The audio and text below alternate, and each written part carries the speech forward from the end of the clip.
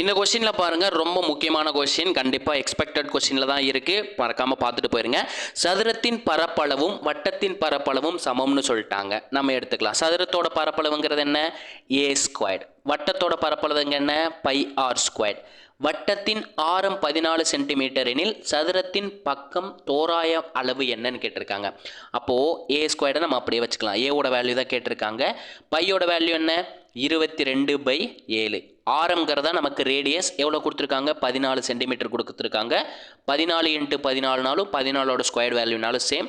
நான் 7ஆல் அடிக்கிறேன். 1 7 7, 2 × 7 14.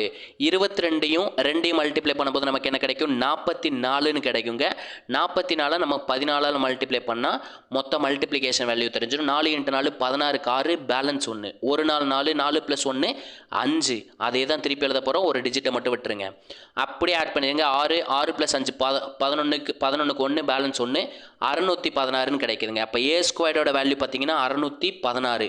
நமக்கு தோராய மதிப்பு தான் கேட்டிருக்காங்க. நான் அப்ராக்சிமேட்டாக நெக்ஸ்ட்டு வரப்போகிற ஸ்கொயர் நம்பர் என்ன?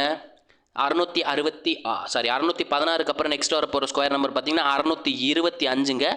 625ங்கிறது எதோட ஸ்கொயர் வேல்யூ? 25ஓட ஸ்கொயர் வேல்யூங்களா? ஓகேங்களா? அப்போ ஏங்கிறது என்ன கிடைக்கும்? 25ன்னு கிடைக்கும். எப்படி சார்? ஏ ஸ்கொயர்டுங்கிறது 25 ஸ்கொயர்டுன்னு இருக்கும். ஸ்கொயர்ட் கேன்சல் பண்ணிட்டா பேலன்ஸ் என்ன இருக்குது? ஏஸ் = 25ங்கிறது இந்த கொஸ்டினுக்கான ஆன்சர். ஓகேங்களா? நம்ம வீடியோ பிடிச்சிருந்துச்சு லைக் பண்ணுங்கள், ஷேர் பண்ணுங்கள், கமெண்ட் பண்ணுங்கள். முக்கியமாக கமெண்ட்டில் ரெட் கார்டு கொடுத்துட்டு போயிருங்க. இதே மாதிரி அடுத்த ஒரு வீடியோவில் சந்திப்போம். தேங்க்யூ.